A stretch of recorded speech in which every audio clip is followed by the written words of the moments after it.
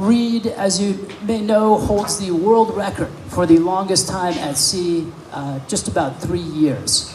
The first year he was with his girlfriend, the following 2 years he was alone. So if you could picture your daily view for 3 years as being the horizon line, and that's about it, because he didn't come back to land for resupply during that time. Quite a feat of endurance. As you can imagine, the human mind would naturally start to explore some alternative realities and probably inhabit some of those alternative realities for a while when you're in that type of environment. Some of them terrifying, some of them euphoric, but certainly all of them transformative. That feat of endurance, when he returned to land, he began a project called Mars Ocean Analogs, wanting to pass that body of knowledge on to other explorers, this time those that are going into space, and that will be facing similar psychological conditions during those voyages. So please give a warm welcome to Reid Stowe.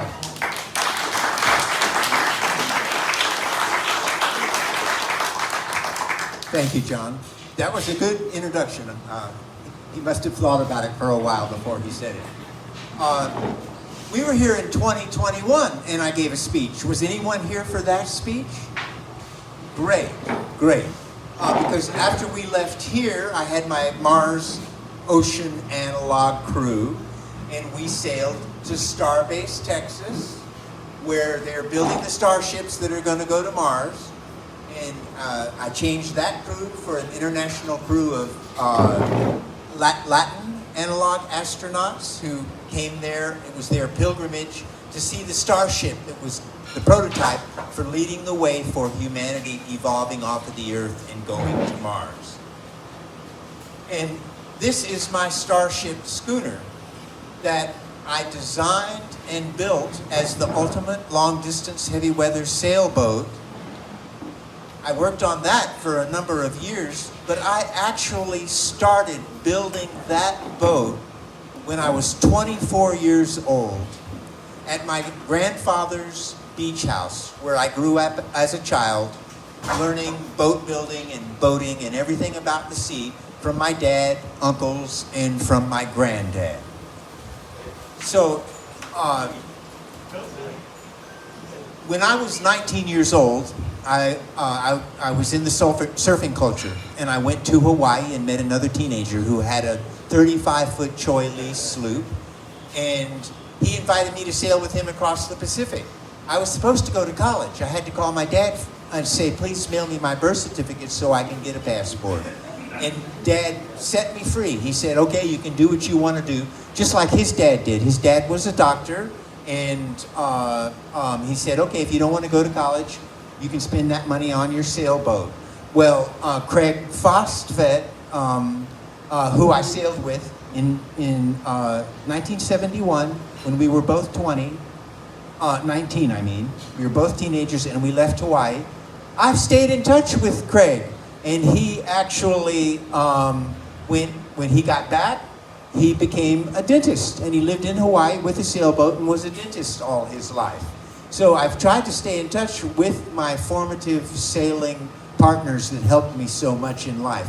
But when I got back from sailing the South Pacific, I had the excitement to build my own boat. I knew I had to have my own boat and be captain of my own boat, because I had opportunities there in Auckland, New Zealand at that time to go on the first Greenpeace mission to Mururoa to protest the atom bomb tests that were happening in the South Pacific.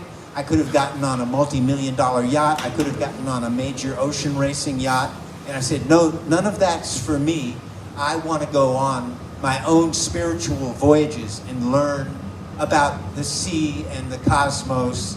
And so really when I started sailing, we went to interesting places, everything from Tonga to Fiji to New Zealand. But by then, I didn't really care about where I was. What I cared about was the boat, and making the boat seaworthy, and looking how I was going to make the next course.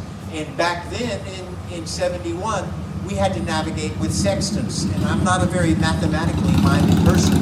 I kind of avoided it in school, saying, no, I was never going to do that. I was more the artist type. So I started studying sextant navigation back then, looking over my captain's shoulders, doing it over and over again because I had to learn to use the sextant to be my own captain. And so when I caught a ship back to Mexico and hitchhiked across the USA to my family's beach cottage in North Carolina on the South Carolina border. And there was Granddad and Grandmom sitting in the rocking chairs on the porch, and I went to Granddad and said, I'm not going to college. I want to build my own boat to sail the world. Can I live here at the family beach house and build it here? And Granddad said yes, much to the consternation of my aunts and uncles and their families, but my dad was all behind it. He had built a plywood and fiberglass catamaran when I was a teenager. So the first boat I built was a James Warham catamaran, 26 feet long. And let me tell you, I felt the magic by then, and I knew that I was in touch with special things because when I was building the boat, every stroke of the plane was like a holy religious act. And I named the boat Tantra. And it so happened that the person in the South Pacific who had the biggest influence over me was Ivo van Lach, who was 24, and he had sailed for 3 years a 19-foot plywood boat with no motor, no radio, only navigating with the sextant, and he lived tied up alongside Bernard Moitessier when Bernard Moitessier finished his voyage back in that era. Bernard Moitessier was the first man to sail around the world. He went around the world in a half. Robin Knox Johnson got most of the credit within the sailing world, but Bernard Moitessier became a cult figure and influenced this ocean sailing Frenchman who really came to lead the world in ocean racing. So when Ivo came to North Carolina, I thought I was going to sail my boat down to the Caribbean. Ivo said, let's take it to Holland. I'm going home to see my family. And I said, sure. So that was a moment when I had a mentor in my life that gave me a boost in my whole sailing career. So Ivo and I sailed across the North Atlantic in 1973. First stop the Azores, second stop Portugal, on a 26-foot Warham catamaran that had no motor, no radio, no electricity, no life raft, no lights. But that sounds crazy now, but actually back then there were quite a number of sailors that were sailing this stripped-down kind of boat, only navigating with a sextant. So I did my first solo sailing back then when I was 21, and that was the first time that I started writing about how I was a spaceman at sea and how I could outsail the birds, how I could outfit myself and keep going. So I took off from Portugal down to southern Morocco. I had to go to Morocco because in the Azores we met these guys. They said, you got to go to Mogador, Morocco. That's where everyone goes. Jimi Hendrix was just there. He gave everyone LSD and did an air guitar concert. It's the most popular place, so you got to go there. So I was on my way to Mogador, Morocco, and navigating with the sextant out there, doing my calculations and drawing my lines on the chart, and it wasn't working out. I got lost. So I knew that if I turned left, I'd find the coast of Morocco, then I'd identify a lighthouse, and then I'd follow the coast down to Mogador, Morocco. I did that. And I waited for Ivo to come. Ivo got back, and Ivo and I set off for the Canary Islands, the Cabo Verde Islands, and then we sailed from the Cabo Verde Islands south to Bahia, Brazil. And that was quite an amazing time for us. But we were headed for the Amazon River. So we spent a short time there, then we sailed the 1,800 miles up to the Amazon River, sailed into the Amazon River, and spent a year in the Amazon River.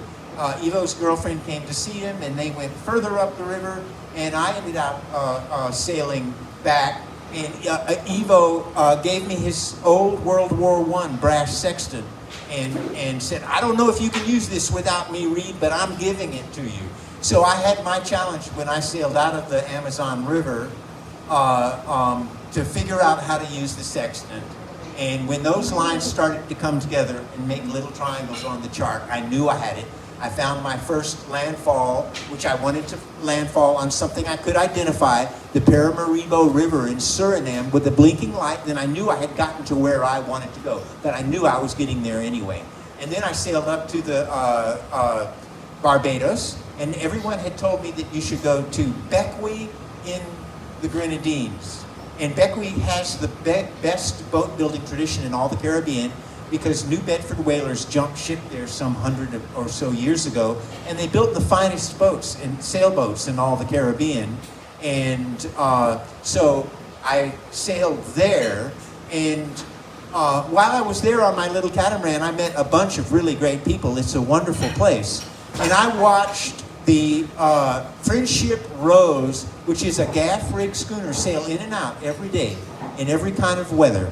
And anyone from Beckwith or that area would look at that boat and say, that boat is a lot like the Friendship Rose, which was built in Beckwith, and it's a gaff rig schooner, and it's even that color.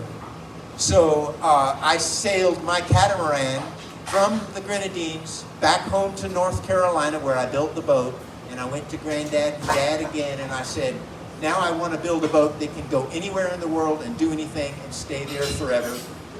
And I rallied my whole family, and we were going to build a ferro cement boat, because back in the early 70s, I had helped in some boat yards, and I saw them building these ferro cement boats, and I understood how they did it.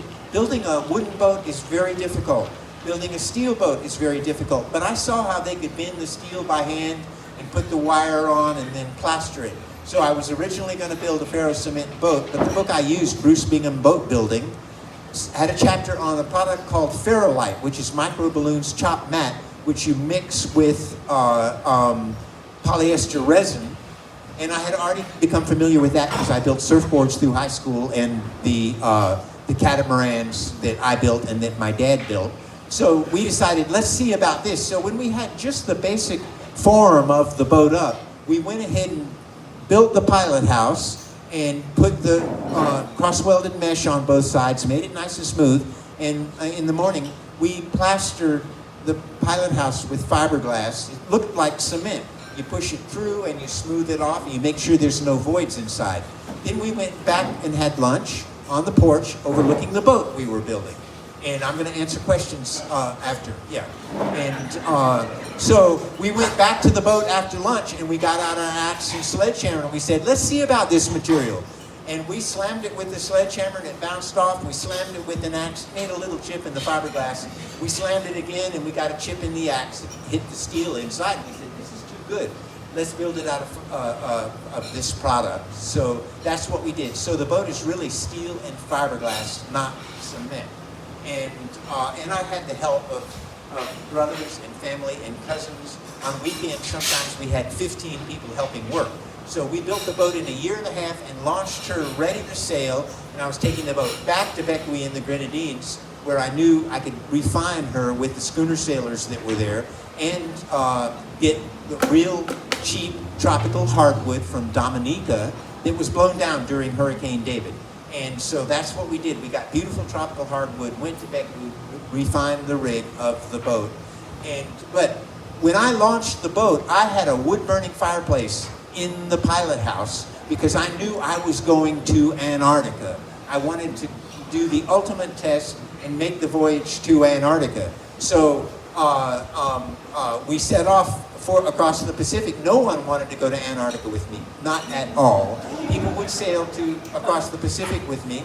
By the time I got to Fiji, they didn't even want to sail to New Zealand with me because it was cooler and they wanted to stay in the tropics. That crew jumped ship. I went into the Suva Fiji Yacht Club and put a notice up, who wants to sail to New Zealand? And I immediately got 4 crew members. But when we got to New Zealand, they didn't even want to think about Antarctica. They jumped ship.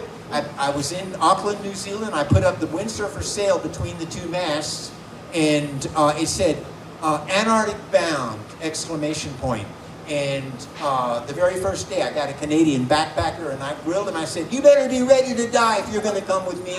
And he said, yeah, I'm coming with you. I want to go. And I said, okay, get on board. If you can chip in, good. Now you got to help me with the boat. And the same day, a New Zealand tugboat driver drove a little tugboat. He had a red beard and hair and a heavy accent. And said, you're going to Antarctica? And I said, yeah. And he said, I'm coming too. I'm going to see you after work. So that's how I got my crew, and I built a really great crew. And I was in Auckland, New Zealand in 1986, and I said, what can I do next whereby I will evolve? What can I do after Antarctica? Because there isn't really much more challenging sailing that I could see in exploring after Antarctica. And because I knew Bernard Montessier, the longest trip in the world that he did, I said, I can do the longest trip in the world without stopping, without resupply. Why? Because I love it so much. That was why I wanted to do it. And I didn't see it as a challenge. I saw it as evolving to the place where I could naturally live at sea instead of on the land. So I said, how long will I go? Twice as long as him? 310 days? No, I'll go 3 times as long as him. I started to add the numbers in my head, and I suddenly saw a slot machine spinning, and I looked at it, and then it stopped on 1 and 3 zeros, 1,000 days. So we did the Antarctic expedition, and I had in mind the 1,000-day voyage. So it made the Antarctic voyage much easier. And on that voyage, I really learned about crew. Men and women, multinational, 5 nationalities. Only one man had been to sea before, and the rest of them had never even been to sea, but they helped me work on the boat, and they helped me haul out. And they were a tough and a great crew, and we did a really great job. And by the time I got back, all I could think about was, I'm going to do the longest sea voyage in history. I'm going to go 1,000 days nonstop, and when I do that, I'm going to depart the touch and the sight of the earth far longer than any human ever has, thereby leading the evolution of humanity off of this earth into the stars. That was what I realized back in 1987. But because I didn't have a real job, and I was looking for sponsors, and I was getting help left and right, all kinds of things. The biggest thing I got was donation of sails from Doyle Sails. And the most fine dock in New York City on West 23rd Street, the owner of that dock said, "You're the man, here's your spot." And a guy with a white suit and gold pads on his shoulders came up and pointed at my boat and said, "I'll give you $3,000 a month for that spot where that schooner is." And the owner of the pier walked away from it. And then he left me there for 8 years. So he gave up hundreds of thousands of dollars for me to try to do the longest sea voyage in history. And I worked while I was there, and I did a lot of sailing and interesting voyages. I did 100 days out of sight of land. I said, why are all the racing boats getting sponsorship and I'm not? Don't they know the ancient wisdom of Aesop's fable, the turtle and the hare? And I said, I'm going to draw a sea turtle as big as the South Atlantic Ocean to remind the world of the ancient wisdom of Aesop's fable, to go slowly but surely instead of fast and brash. I looked at the winds and currents, drew my turtle on the South Atlantic, called the Associated Press. They came and did a big story. It went worldwide. And I invented GPS art at that time. And I went with one lady, and we spent 200 days doing that voyage. But still, I wasn't getting what I needed to do the 1,000-day voyage. So I kept working and I kept working. At first, I thought I was going to go with 3 couples. That would be very good. Everyone would have someone to love. There would be enough people to sail the schooner. But the years went by, and I realized that I wasn't going to get the people. There was no one in the sailing world who I met with massive stories in all the sailing magazines and in the press who wanted to go 1,000 days nonstop at sea. So pretty soon I realized it was just going to be me and hopefully one lady who would fall in love with me and want to go. Well, that did happen with one, and she was with me for 6 years, and we broke records and we sailed, and finally she said, "Reid, you got to sell the boat. You're never going to go on the 1,000-day voyage." So we separated. Then I met another woman. She was great. She sailed with me for 6 years, and she said the same thing. She said, "Reid, let's sell the boat and get a horse farm." And I said, "Well, no, you liked me because I'm a sailor. I'm going to keep sailing." Well, by about that time, then I met another beautiful lady that came to me and said, "I'm ready to go with you. I'm ready to sail to eternity." And luckily, that time I was closer to going. And so I set off with a beautiful lady and just the 2 of us on the 1,000-day voyage. And she was good. She did really great. And, well, she got pregnant by accident before we left. Well, she didn't like the birth control she was on. She wanted to switch to another one. Pretty soon things got mixed up. But she said, "What happens if I have to get off?" And I said, "Listen, I've been working on this for 20 years. Hundreds of people have helped me. I have sponsors. I've gotten tons of money. I've gotten tons of food donated. I can't stop no matter what. It's life or death for me. If you have to get off, I'm going to keep going because I have to, not knowing what would happen to her. So the two of us understood that. We were below South Africa, and I said, well, geez, what do we do now? Go back to South Africa? But I knew John Sanders. Does anyone know who John Sanders is? Hardly no one knows who he is. He's from Australia. Back in the early 80s, he went twice around the world without stopping, 420 days. So he beat Bernard's record. I didn't know about him. He beat Bernard's record, but the Guinness Book of World Records said, oh no, you stopped and got food in England. If you want the long record, you have to keep going without stopping. So John Sanders said, well, I'll show you. Well, back in the mid-80s, he got 600 grand to fix his boat up from a real estate person in Perth. And he set off, and he went 650 days, and he sailed 3 times around the world, the bottom, in a really nice boat. And he is hardcore, tough sailor. So I was in touch with him. He's laughing at me going, you'll never break my record. You'll never break my record in this boat and all of that. But so I said, I'm sailing to Perth. John Sanders is going to come out and rescue my girlfriend so I can go on and beat his record.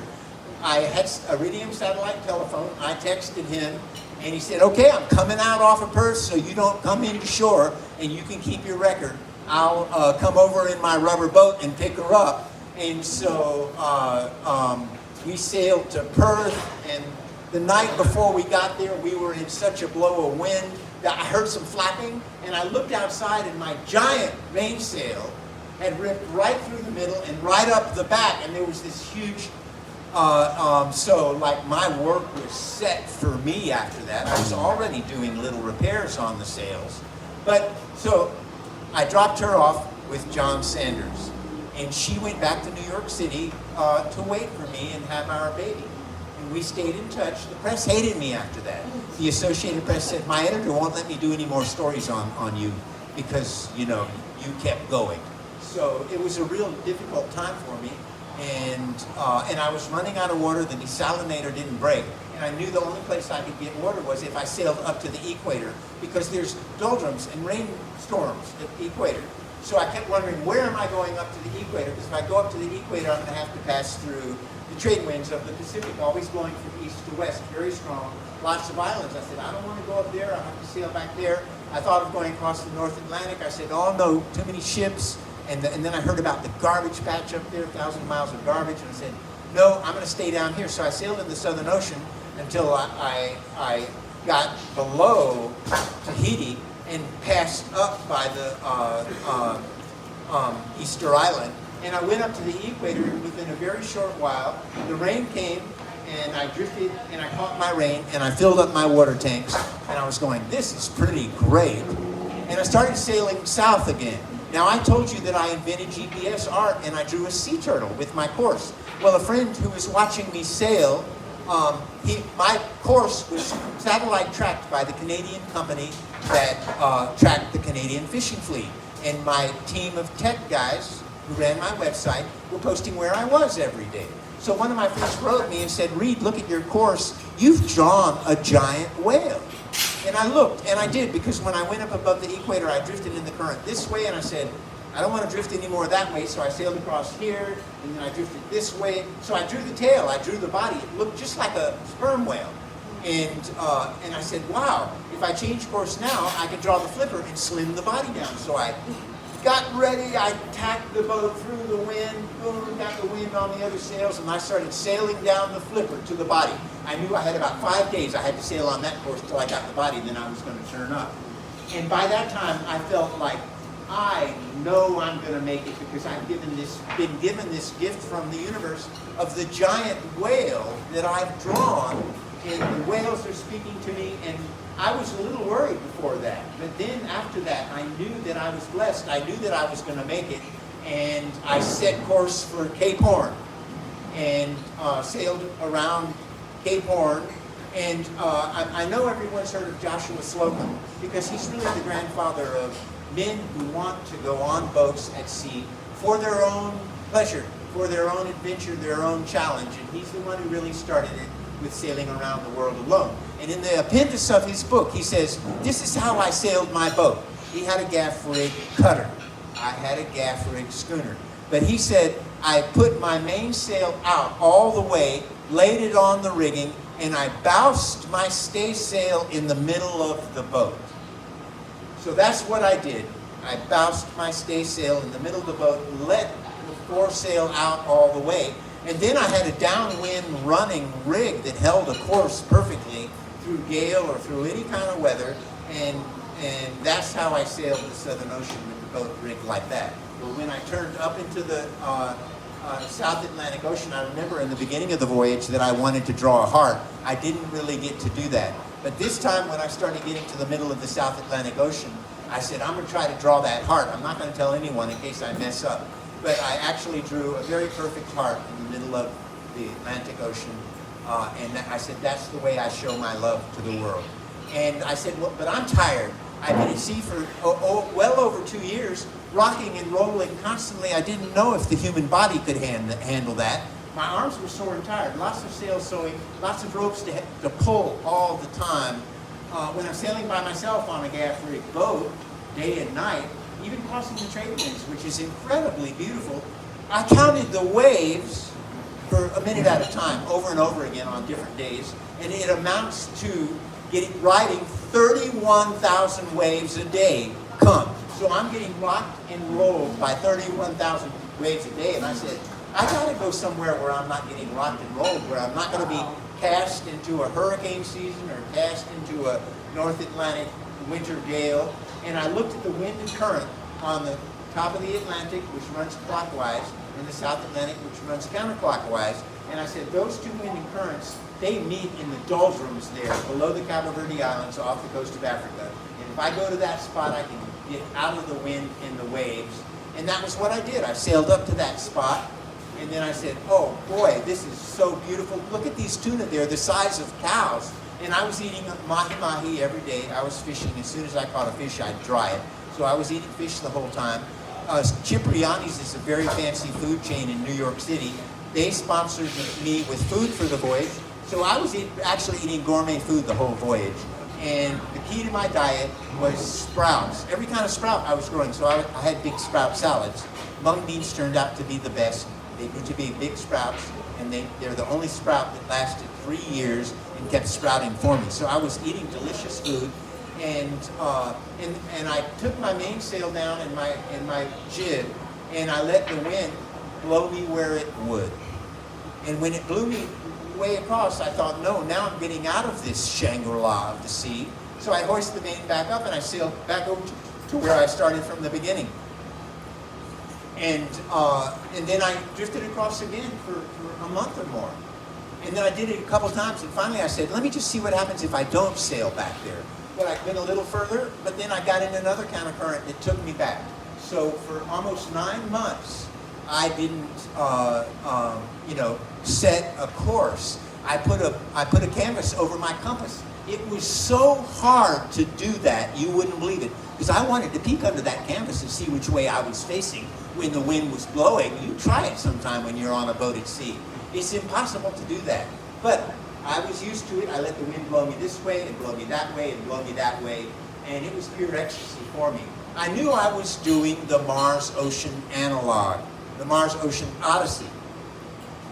I was trying to communicate with space people. I wasn't getting much movement there. But I knew that I was leading the way for humanity into the type of thought that you would have to have if you're going to sit in a spaceship for 3 years. So I never lost touch with what was my goal there. And I had a wonderful trip. I stayed in touch with everyone, and I sailed back. I picked the day in advance that I sailed back. I went 1,152 days. I didn't want to go 1,000 days and arrive back to New York in January because the boat was worn out. I had huge chain plates. You see where the chain plates were getting worn out, and the turnbuckles, the rigging, the sails were all worn out. So I wanted to sail back on a nice summer day. And I sailed back on June the 17th, the day that I said I would. And there was the press and my parents and family and I sailed up right by the dock, and then I lowered my sails and I sailed up to the dock on the rising tide, the Circle Lines in Midtown Manhattan. And when I hit the dock and put her in neutral and I looked up, I really had this vision where I saw hundreds of eyes looking at me, just glittering eyes. And in that moment, I recognized everyone, all my old friends who helped me build the boat 40 years earlier. And I had a super vision and I shouted out. The first thing I said to a human in 846 days was, I see a lot of people I love. And I was back. And so, and I was reunited with my girlfriend and son. And my dad had Alzheimer's, and Mom died by an accident in the hospital. She caught an infection. So I said, okay, I'm going to go home and take care of my dad now. So I laid the boat up in Wilmington, North Carolina, and went to Greensboro and took care of my dad for the last 8 years of his life. It was very satisfying. And towards the end of that, Elon Musk announced, I was always following this, but he announced he's sending humans to Mars in a few years. And I said, well, who are those people? I prepared for 20 years to do the 1,000-day voyage. Who are they preparing to go to Mars? And I went back to all my space connections, because I've been into long-duration space psychology since the mid-'80s, when it began with the very first people who invented Mars analogs and who started long-duration space psychology. And I published my first article in the National Space Magazine in 1990 titled, Seafarers of Today Provide a Role Model for Spacefarers of Tomorrow. And I said, who's he going to send? No one's in training. No one's tough enough. No one can cut themselves off from the Earth. That means you have to have a mind that you can control and stop thinking about all the things that you have to think about on the Earth and tune into where you are on the ocean and the sea. And maybe some of you have experienced that when you've been out at sea, because you have to do it when you're out there in a small boat.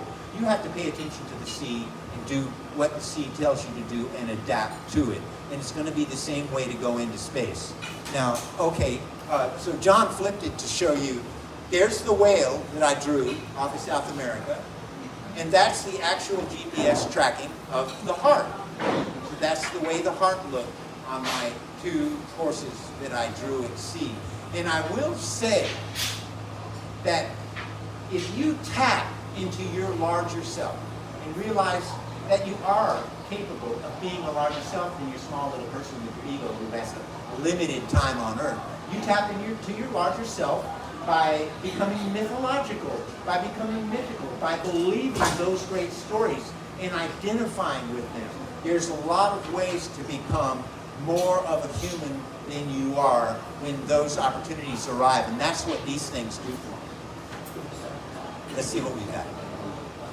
Okay, fine. There we go. Okay, so that's right on the subject. So I have a Mars manual, what Mars astronauts should do if they're going to have a proper time going to Mars. And one of the chapters has self-empowerment, but I say very clearly, you want to tap into your artistic self, your creative self, and you also want to dance. You want to dance and stay healthy, and when you dance, you have visions and you see things. And I started dragon dancing back in the early 80s. I'd put on a dragon mask and paint my body and dance naked on my boat. And I tell you, I had visions that no captain has ever had before. Because there isn't a captain who navigated with a sextant who put on a dragon mask and danced naked. So I got ideas and I got visions, and it made me into the person who could do the longest sea voyage in history. This painting over here is a portrait of me. It's life-size. It's done by Jean-Michel Basquiat, who is America's most high-selling artist. Jean-Michel Basquiat, his paintings sell for $100 million. He's like the guy who invented street art, and he was embraced by the art world, and he's an amazing person. And I'm an artist. I've been in New York City many years when I'm not on the sea. He became my friend, and he painted that portrait of me, and people might wonder why. Well, I know that when he met me, he knew I had something special, and that was from my voyaging at sea, and that's why he painted that picture of me and gave it to me. I sold that to finance my voyage back in the early 90s. If I hadn't sold it, it would be worth millions of dollars right now, but I don't regret it, because by the time I left on that voyage, I had nothing behind me. My bank account was empty. So I had no attachments back on Earth to fall back to. Nothing that caught my mind and kept me thinking, oh, this is too tough. I'm going to give up and I'm going to go back because I got a painting worth $1 million, worth many millions of dollars. I can live a high life. No, everything was gone.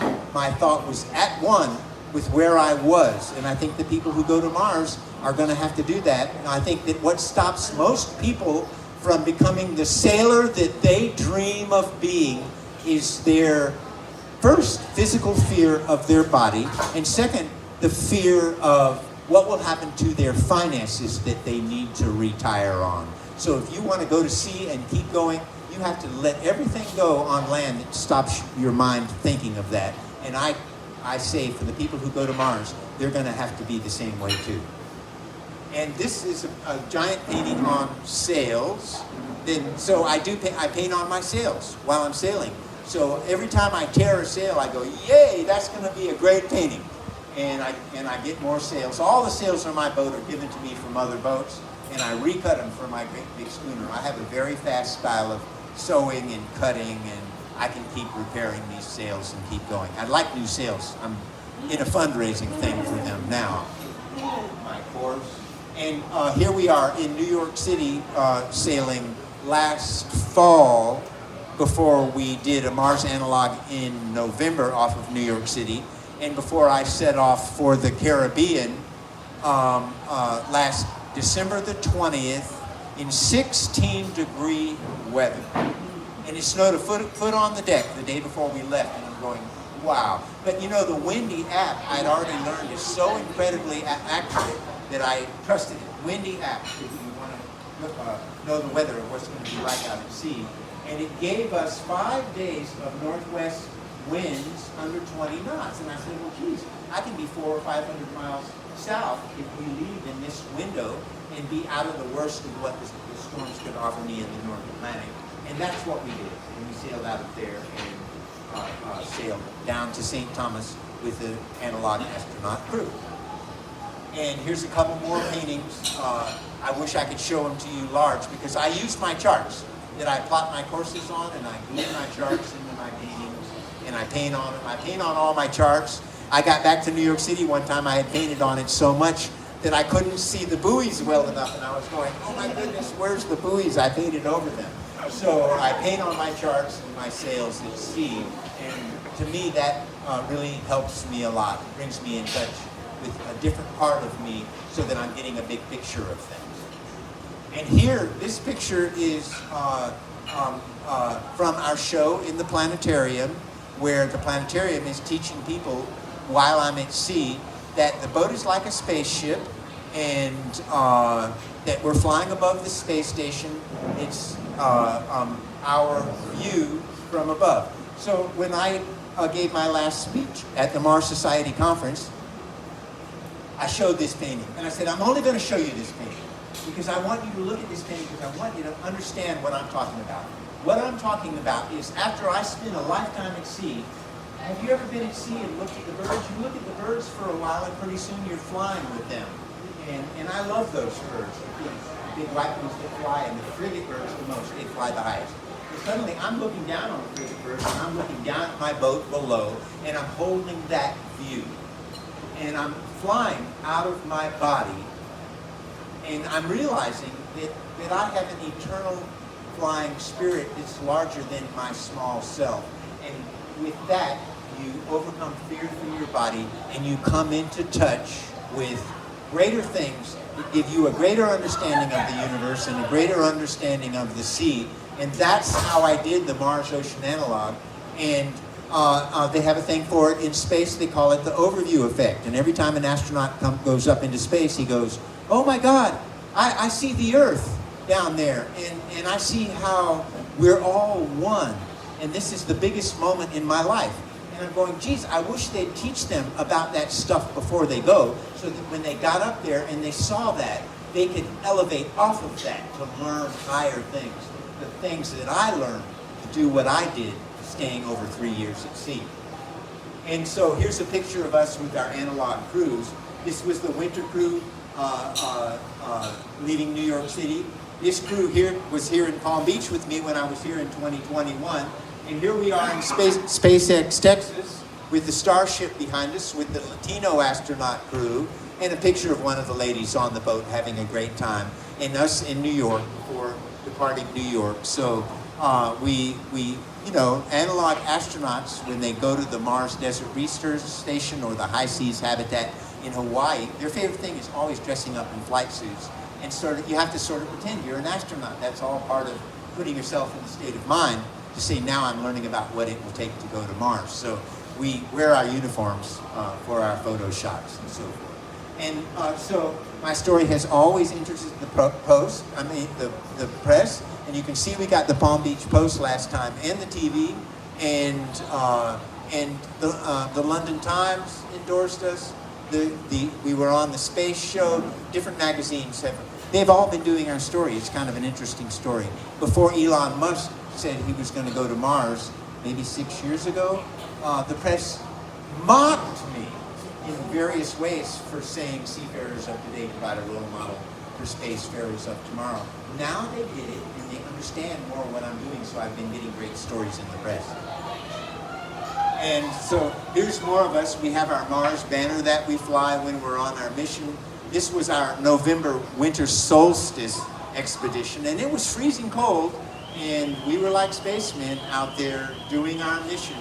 And here's my partner Maxine with me, and she's in New York City, and I'll tell you today, she had a meeting with some space investors that hooked us up with an ambassador from a country that loved our story and is talking about trying to bring our program there. So it's a secret right now, I can't talk about it, but that happened today. So we're working on trying to get sponsored and get our program officially going in a bigger way with education programs and getting more analog astronauts. And we need to be sponsored because I can't afford to keep this boat up. It's too much for me. I should be a rich man to have a boat that big, except I'm a super MacGyver. And I can keep fixing everything. And I keep fixing patches and repairs. And I keep the boat going. And we have incredible sales. Okay, so then there's Maxine. And instead of breaking down and saying, like other analog astronauts do, we get becalmed and they say, oh geez, we're going to be late coming in, so they lose the headspace. We got becalmed and Maxine embraced it, and she went out into the blue and led the way out into the blue. And we're showing how much that action is like the iconic picture of men floating in space. It took a lot of bravery and vision to do that and get that big, good picture that she did. Okay, and then we were in SpaceX. We made our pilgrimage to SpaceX. We want to go to Elon and say, your technology is incredible, but who are the humans that are going to go? What is their experience? There's no astronaut that's been more than a year in space. So who are going to be people? What is going to be their capability to stay in space for a couple of years? And they don't have anyone who's been in space more than a year. So we were trying to get SpaceX to help sponsor us. And that's our second pilgrimage to space. And here in this picture, we're getting ready to depart Starbase for the last mission we did across the Gulf and here to Palm Beach. And I want to introduce Jack Ewan. Come up, Jack, because Jack is in the picture. And he's actually flying a drone at this moment and took the picture. White Buick is in my parking spot for my boat. Who's got a white Buick? Can you move it, please? Thanks. Jack is flying a drone here. Jack's family has a ranch next to SpaceX down on the Mexican border, and they're involved in all kinds of space stuff. Jack turned out, never been sailing before, but turned out to be a genius on the boat with everything, and almost the best crew member I've ever had. And I'm going to let him talk just for a few minutes about his experience out there. Thank you very much. Right, good evening, ladies and gentlemen. My name is Jackson Ewan. I'm 22, and this was actually my first time at sea on pretty much any vessel for longer than a boat charter or anything like that. So this was quite a surprise. It was 21 days, and we sailed across the Gulf of Mexico or America, whichever you guys prefer. But yeah, it was quite a wild ride. We had currents and wind against us, and Reid was a good teacher, and we had plenty of time to listen to all the different stories, and they're wild stories. This was just the tip of the iceberg today. But yeah, our family's been down by SpaceX for the past 3 years or 4 years, and yeah, it was quite an honor to sail with Reid. And a little bit about myself is that being on this boat for 21 days was a different experience that I haven't experienced before ever in my life. Being in close quarters with an additional 3 people or 4 people for 21 days is quite an experience. And Reid is a very, I would say, maybe a way to describe it is a sailing purist, right? There's no autopilot on the ship, right? There's no digital LCD screen with a GPS showing you live and everything. He navigates the compass, telltales, and now he's been introduced to the app Windy, so we kind of corrupted him this trip.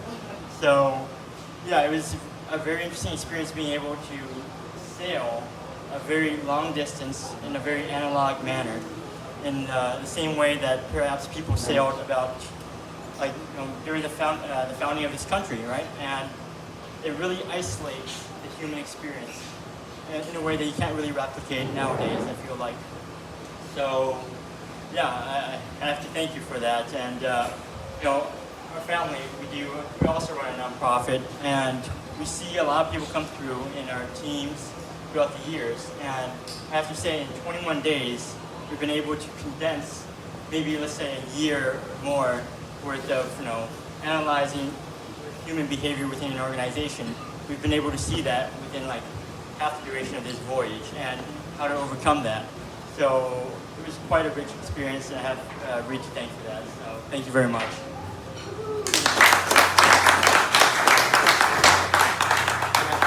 Jack was an incredible crew member in every way.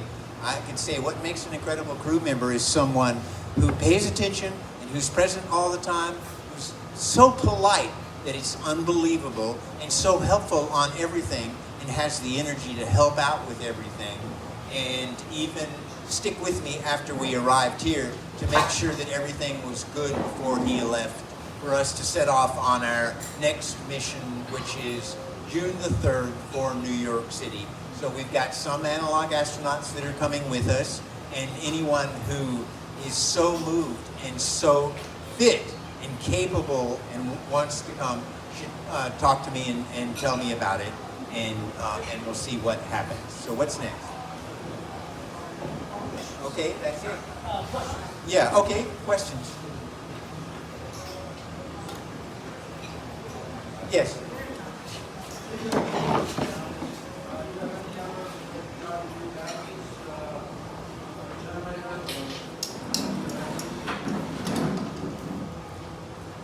Your question was, how do we supply power to the boat? Yeah, okay. We have a Honda generator, and we have solar panels. On my 1,000-day voyage, I used only solar panels, and we have our big Detroit diesel motor, which runs and charges the batteries with the alternator, and that gives us the power for the boat. We'd like to have a wind generator, but gaff riggers aren't like these Bermudan boats that have a backstay, and they can all mount their generators on the back of the backstay and their solar panels there. But our boom hangs over the back, and we don't have a good place to mount a wind generator. We'd like to do that. So we use the Honda generator, the alternator on the diesel motor, and solar panels to supply our power during the voyage. Yes.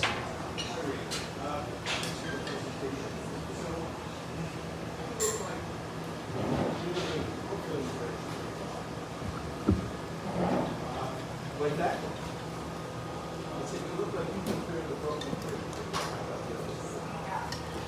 You haven't touched it, right? Well, that's unusual. Are you able to go under those So we'll go inside. Yes. Yes, we will. Because we heard about them. He wonders if I can go under the coastal bridges, and yes, I can. my master not that tall. You see, my master's 60 feet, so I can go under quite a number of waterway bridges. But I know my limitations, and I would be careful not to go in places where I couldn't go under the bridges. One more question for you. Technique.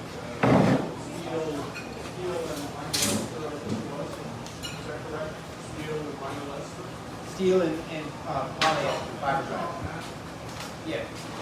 Have you, in 50 years, have you had any problems with erosion of the steel, rusting of the steel in the vinyl ester, or was it stainless steel?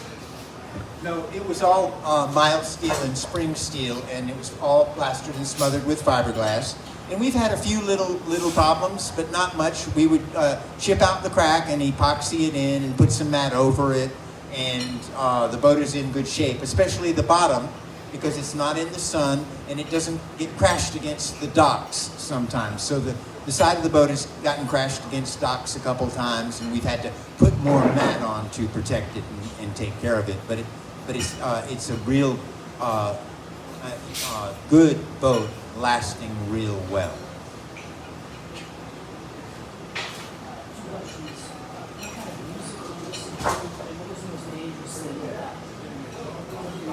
Okay, so John asked what kind of music do we listen to, and well, we listen to all kinds of music, and oftentimes not so much music at all. And in my life, I've listened to everything.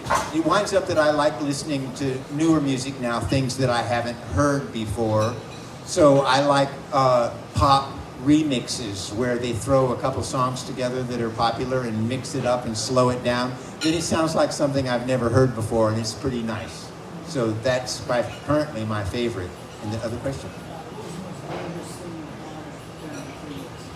The most dangerous thing I encountered during my 3 years was, well, you have the long-term things, like, how dangerous is it to be alone at sea for 3 years? You could have anything happen to your body. That's what you could create with your mind or something like that. So there's a slow danger. But the biggest danger that happened to me is the boat was capsized and turned upside down off of Cape Horn. And because it has a 10-foot keel with 42,000 pounds of junkyard steel in the bottom of it, the boat automatically rights herself. And because the masts are short and steel and heavy steel rigging, all of that went good. The small jib storm sail I had up front, when we came up and it was full of water, it tore into shreds. And I had to get it down, and I put a smaller jib in its place. It took me quite a while. And the jib that shredded and tore out, of course, I made a painting on it and put it on a canvas. It's been shown in galleries on several occasions. How close did you ever come to giving up on that 1,000 days? No, I never really came close to giving up. I was always so far from land that I didn't consider it. And I cut myself off from everything that I knew on land and had nothing to come back to that would have made life easy for me. And I knew that I had the promise to everyone who had helped me over many years that I was going to do it, and that kept me going.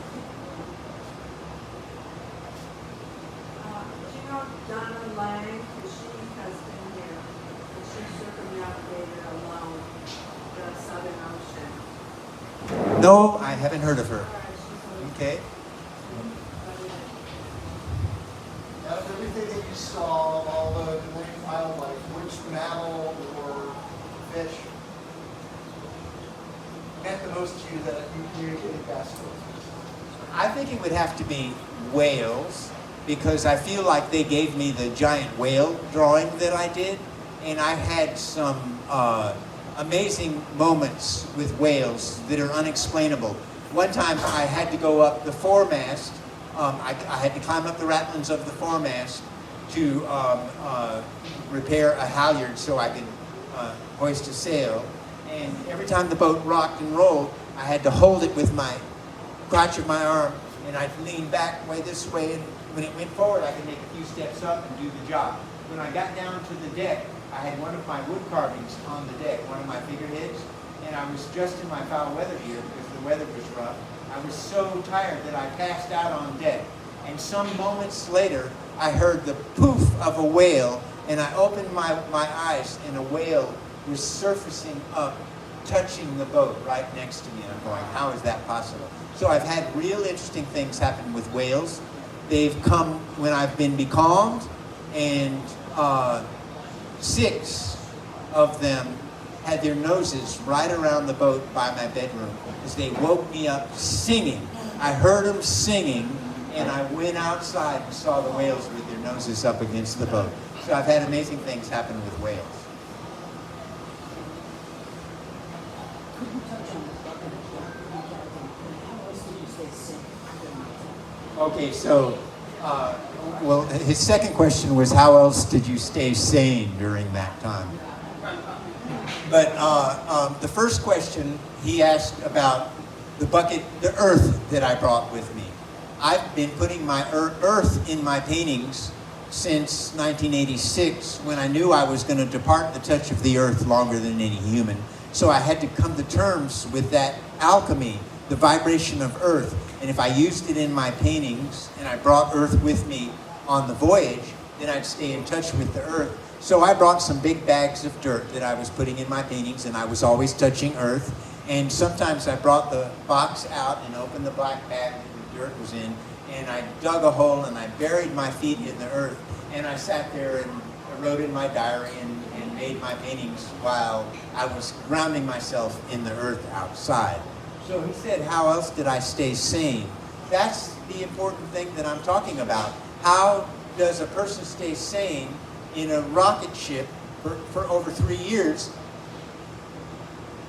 when they've never had any experience doing that thing?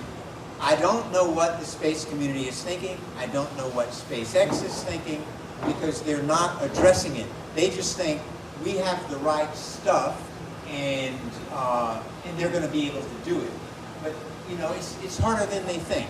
And also, I was speaking to some top NASA people at one conference recently, and I said, you all never talk about space and sex and space. And he says, oh no, we can't do that. That's a taboo subject. And I said, you know, that's going to cause problems with a mix of men and women. And he told me, oh no, these people are professionals. So I don't know if they're looking very closely at these issues that I'm looking at and I'm talking about. And you have to deal with them. You have to look at them. You have to confront them. And you have to say, how am I going to be ready to die?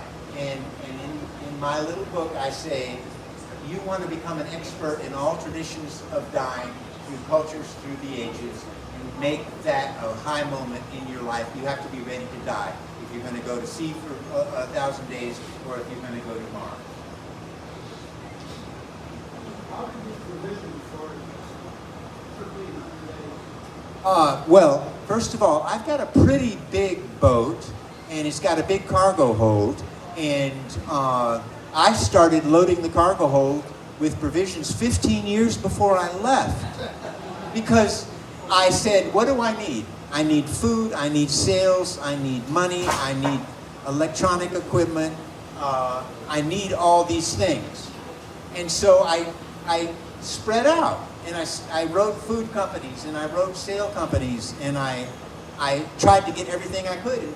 And some food companies said, okay, how much do you need? And at that time I said, well, it's going to be 6 people, 3 men and 3 women. And they said, fine. They drove down the dock that I was on in New York City and gave me a truckload of pasta and olive oil and tomato sauce. And it was so much I couldn't believe it. The owner of the pier let me store it on his property. And I put it in the boat. So I actually started packing the boat years before I left. And that way I knew that my food would last, because I'm going, gee, this tomato sauce is 4 years old now. Or this brown rice is really good, it's 6 years old. So I learned about that like that. How many small cells or melanomas do you see on? How many what? Small cell melanomas do you have? Melanoma? Yeah, well, I think I have been to the doctor recently, and I had 2 different kinds of skin cancer, and they cut one off of my cheek and one off of my back. And I'm due, when I get back to New York, I'll probably want to go to the skin doctor and get checked. Yeah, I put sunscreen on, I don't sunbathe, I always wear a hat, I wear a long sleeve shirt, but I have spent the better part of my life in the sun, and I'm very fair skinned, so I hope that I don't have anything that's too bad.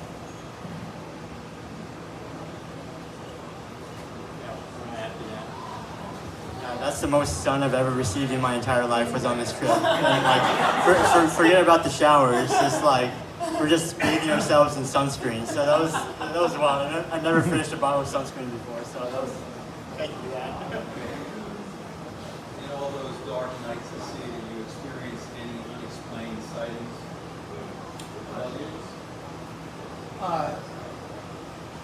There was phosphorescence at sea at night in all kinds of funny and strange ways and interesting.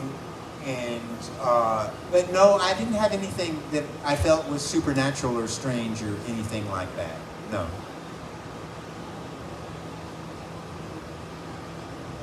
When I got back, one of the first things I said was, I'm ready to keep going.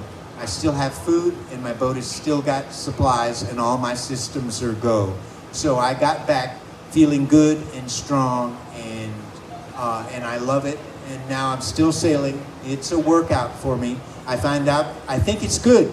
It's keeping me in shape, and I love it. Sometimes it's scary, sometimes it's hard and tiring, or a little nerve-wracking.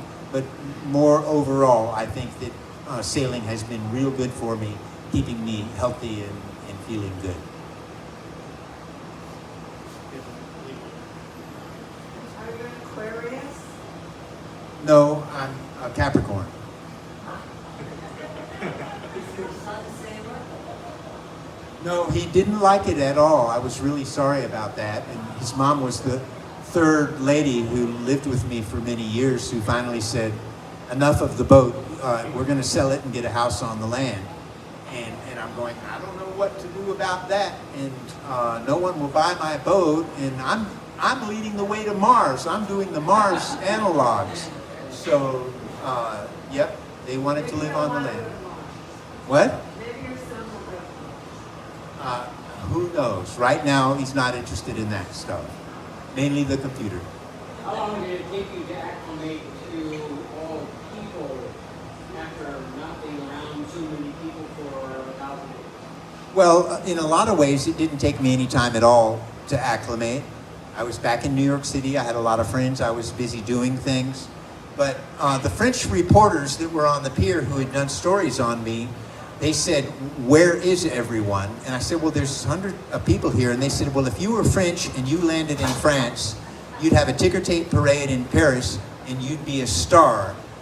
So a few days later, my time on the dock was up. I had nowhere to put the boat. I didn't have money. I went across the river in New Jersey and hid on an illegal dock with no one's permission after doing the longest sea voyage in history. So in a lot of ways, it wasn't easy to adapt to being back. How did your legs feel on land when you first got back? I didn't have any problem walking on land when I got back. I didn't notice anything. Yeah, and I've never been seasick. Yes? Do you now have a desalinator on your boat? No, I don't. I've got very big water tanks, and now for the shorter voyages that I'm doing 3 weeks at a time and like that, we've got plenty of water for a crew of 6. It's not a problem. Do you have any interesting stories from your time in Antarctica? Well, Antarctica was a real proving ground for me back in 86, 87 when we were there. We don't know of any sailboats that had been there before us, and the charts that we were able to get only had a few lanes marked as the depth of where you could go. They hadn't even measured the depths, and so I had a lot of experiences that taught me about human behavior that I apply to what it'll take to go to Mars. And one of the best examples is the only guy who knew how to sail who went with me was from Alaska. He had sailed around the world by himself, and he was a pretty tough guy, and I was happy I had him. But he used to tease the crew because they were inexperienced and didn't know what to do. So he teased them a lot.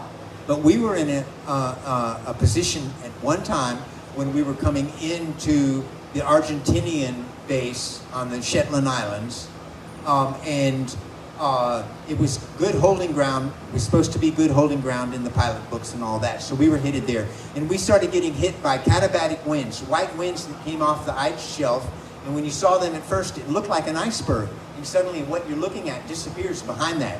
And the wind blows so hard that even with no sails up and the motor going full speed ahead, all it would do is blow us over on our side. And start blowing us backwards. So we were blown on our side and we were going backwards. And he started shouting out, "We're all gonna die, we're all gonna die," because there were icebergs all around us. And we were gonna be cast on an iceberg. The motor didn't have enough power to get me past it and lift the boat and turn it. So just before we went on the iceberg, I slowed the motor down and put it in reverse. And we went backwards and we missed the iceberg. But that moment that he was shouting, "We are all gonna die," the crew wouldn't let him live it down. So then when things got calm, it was like every time something happened, everyone said, "We're all gonna die." So really, it was funny, but I had to stop that behavior because I had to bond the crew back together.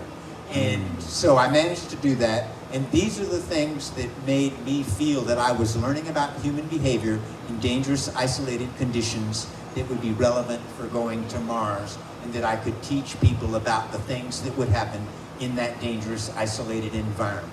Those were the kind of things that I learned.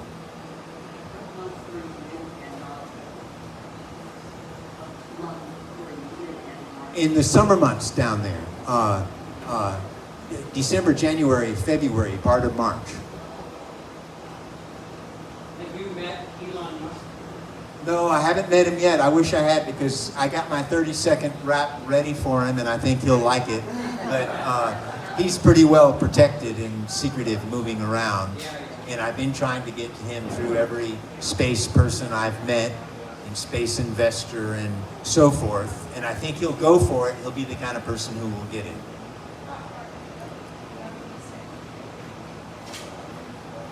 Okay, thank you everybody.